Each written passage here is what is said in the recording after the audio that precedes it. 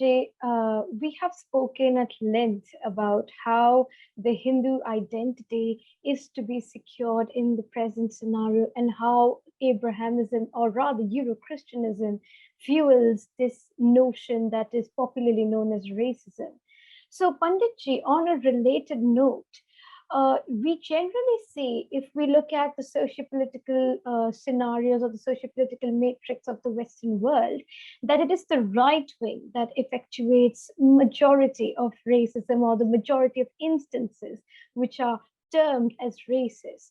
However, recently we have noticed a trend that the so-called left liberal lobby has also turned extremely hateful towards the Hindus in the Western Hemisphere. So, what could be the possible reason behind this drastic change that has taken place? Great. I love how you're weaving these questions. They fit in so well with each other. It's almost divinely inspired, and I'm sure it is. So I've just touched on hollow people. Okay. The left and right are identity labels which suit divide and rule politics in the West. Okay. If you look at hollow people, then in fact you will find hollow people on the right and on the left. It's the same creature. Okay, and that same creature wants to change other people for its own comfort.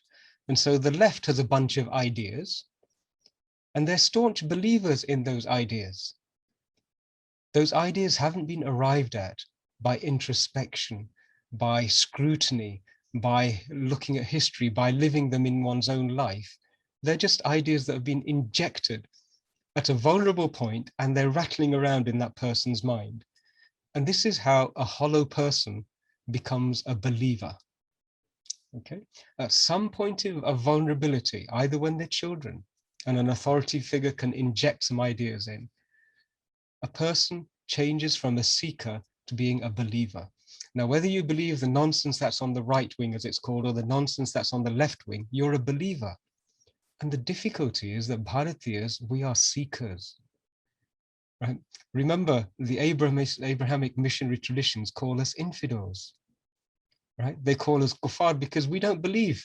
We say, no, no, no, prove it to us. And believers hate seekers. This has been throughout history.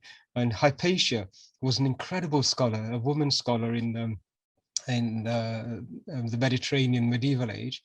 And the Christians tore her limb from limb because she wouldn't believe.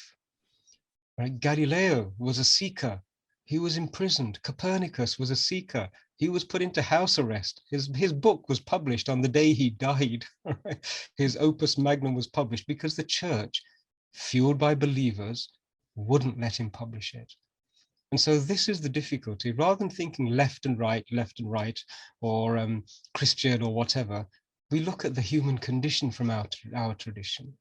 And our tradition has always said, go from asatoma sat gamaya, right? Asat is what you believe, right? Ours is a journey of moving towards knowing reality rather than believing other people's accounts of reality.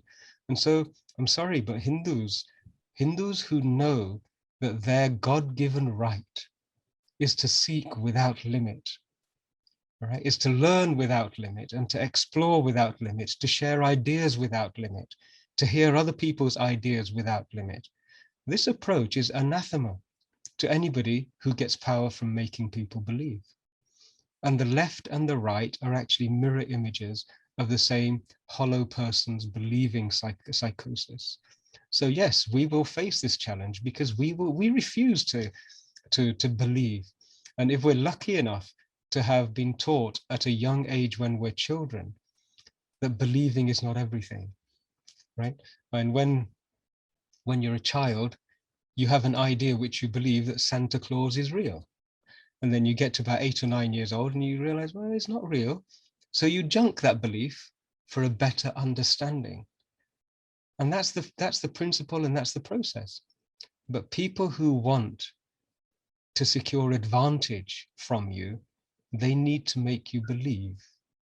I would share another little observation. No fraud in history has ever been possible without first implanting a belief.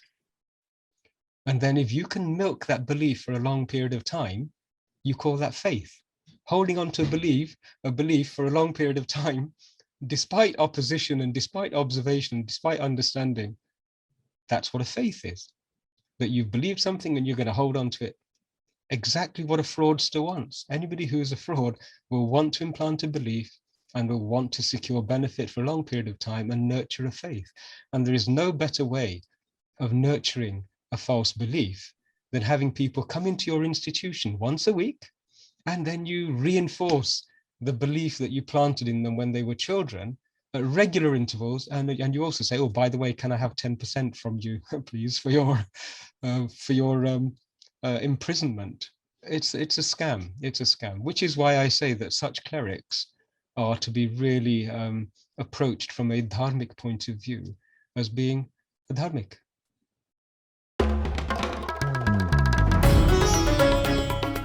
Namaste.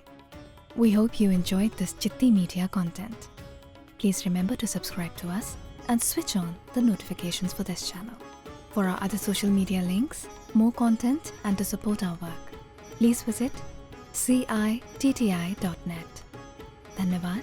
Namaskar.